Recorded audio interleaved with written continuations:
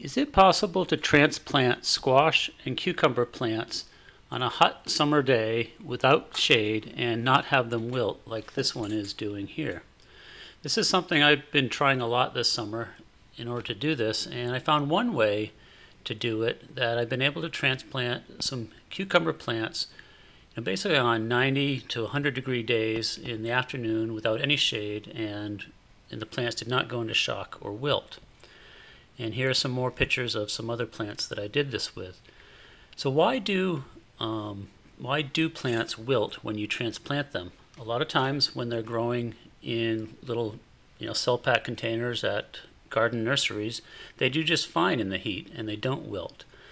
There is some beliefs that maybe it's just due to the handling contributes to some to the wilt. So I did want to test this out. So what I did is I took a little cucumber in a 2-inch cell pack and took it out and laid it down. You could see its nice, great white roots there. And I smashed them up. I didn't break any of them, but I did kind of pound them and massage them around and really, roughed them up. And then I took those roots and scooped all the roots in the soil back up, and I put it back into the cell pack, watered it, and then put it back in the sunlight on a hot day, and the plant didn't wilt at all. The cucumber plant was still very perky. It had lost some of its vertical support, and it didn't wilt for after that in future days either. But if you take one of those same cell pack cucumbers that are growing in, it's a peat plus a perlite mix, and very carefully handle it, and here I am putting it in soil. It's a clayish soil, and I cover it up very carefully. Then I mulch it with wood chips and water it. The next day, it's wilting. I planted it at 7 o'clock at night one evening, and the next day by 2 or 3 o'clock, it was wilting. So, I think what I conclude from this is that the real reason that plants wilt when being transplanted is not because of the handling issues, but it's more because of the aeration issues. Think about when a plant is growing, one of these nice 6-pack plants growing in a peat perlite mix.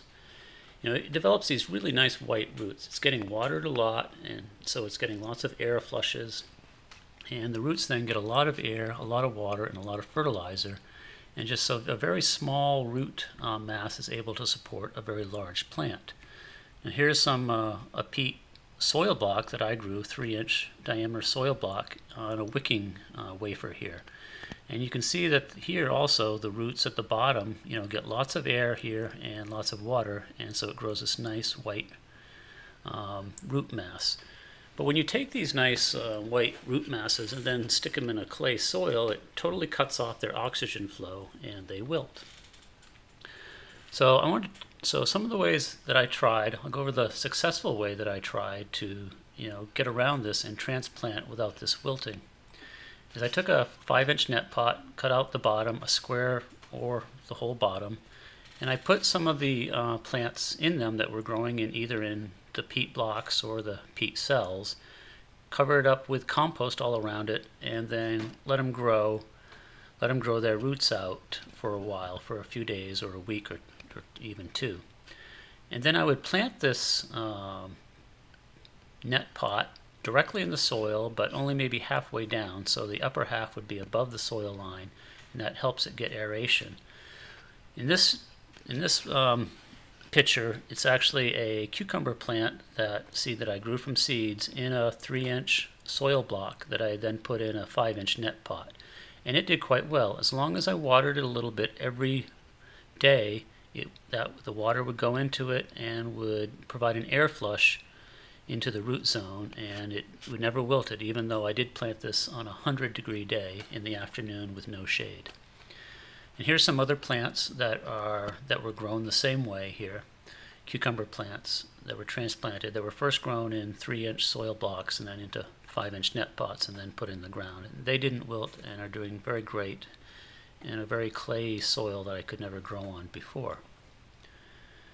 Now, when I saw this, I got real excited about it, and then I tried something different, which I think, well, let's just get rid of the soil blocks and get rid of the peat altogether and see if I can do that.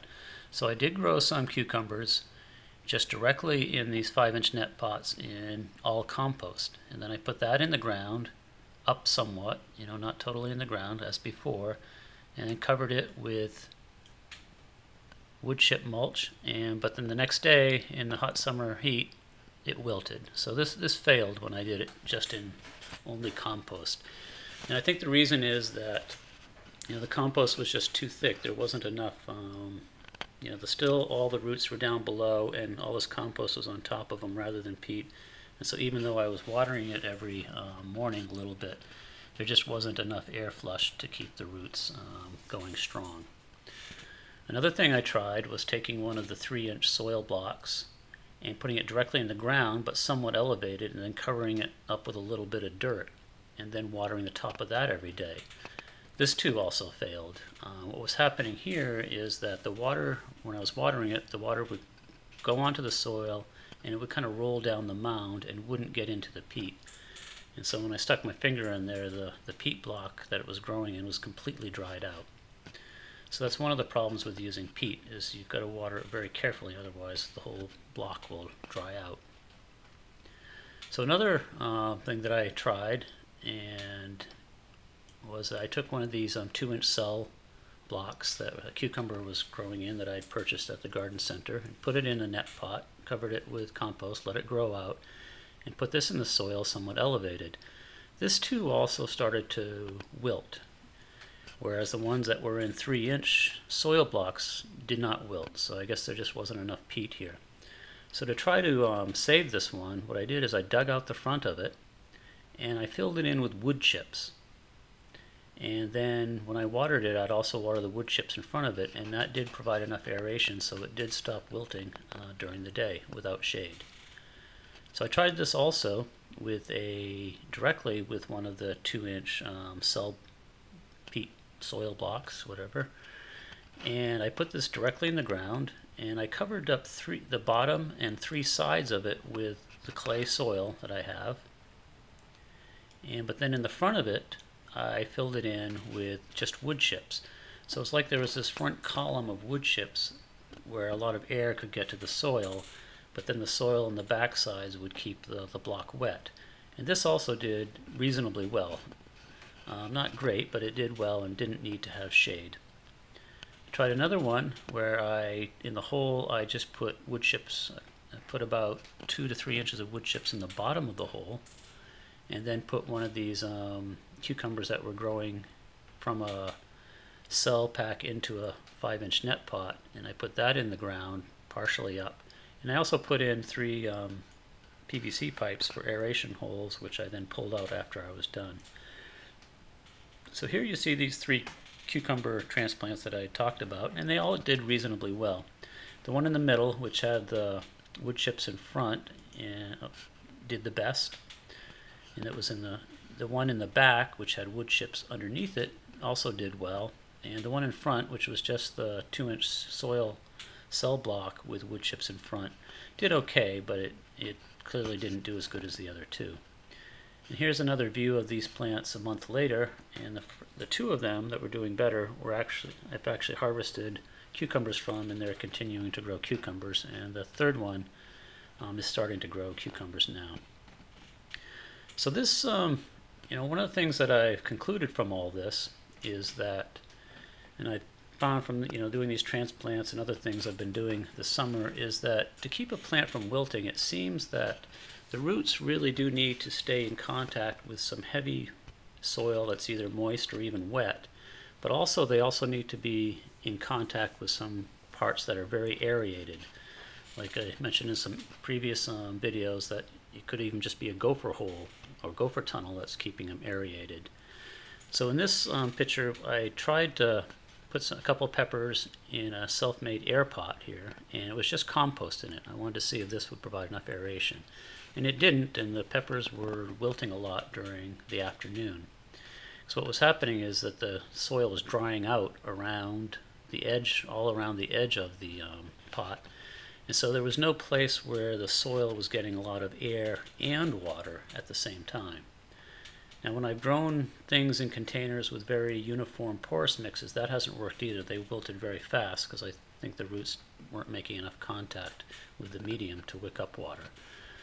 So with this pepper kind of air pot, what I did is I dug down, like I did before, a column. I just pulled out a bunch of the dirt down a column a few inches wide all the way to the bottom and filled it up with wood chips. And then it stopped wilting as much. It still drooped a little bit, but nowhere near as much as before, so I decided to keep it. So what I'm thinking about for next summer, now it's getting too cold now to make any more real trials of this, is that I really want to get away from using peat when doing transplants because it's too easy to dry out. And also I just don't want to use anything bought from the store for soil or fertilizer. So the thing that I'm currently thinking about doing, the best thing that I could probably do, is I'm going to try doing transplants in the 5-inch net pots. And there's a picture of this on my blog spot that you can get. It's better resolution if you want to see it. And then but I'll do it. I'll put compost, just regular compost that I have, thick compost, in the bottom of this 5-inch net pot. But the top, maybe 2-inch layer, or the top half, I'm going to use kind of broken up rotted wood mixed with compost, and that'll be the top layer. And then I'm not going to use bottom watering. I won't use wick watering. I'll keep this elevated off the tray floor, and I'll only use top watering on it. And what this should do is, one is that since I'm not using wick watering, it won't form this big layer mass of roots at the bottom of the pot, which then goes deep in the ground, which doesn't get as much air. And also, by putting the rotted wood at the top of the pot, the rotted wood holds a lot of water and moisture, and that should encourage a lot of roots to grow on the top layer of the pot rather than the bottom layer. And so then when I put it in the ground, I'll keep it slightly elevated again, so hopefully there'll be this big massive top layer of roots that will then be well aerated and can keep the plant from wilting even after it's in the ground. And the other thing I was thinking of doing is that before I and hopefully I don't even need to use the net pot. There'll be enough of a root mass that I could take it out of the net pot and it'll hold it together, because I really don't want to put these plastic pots in the ground either. But before I put it in the ground, the other thing I was thinking of doing is taking a very smooth chopstick, metal chopstick, and just poking a lot of long holes in the ground right over where I'm going to put the transplant. And this will basically simulate wormholes, or maybe really small gopher holes that'll provide aeration tunnels for the roots to grow into.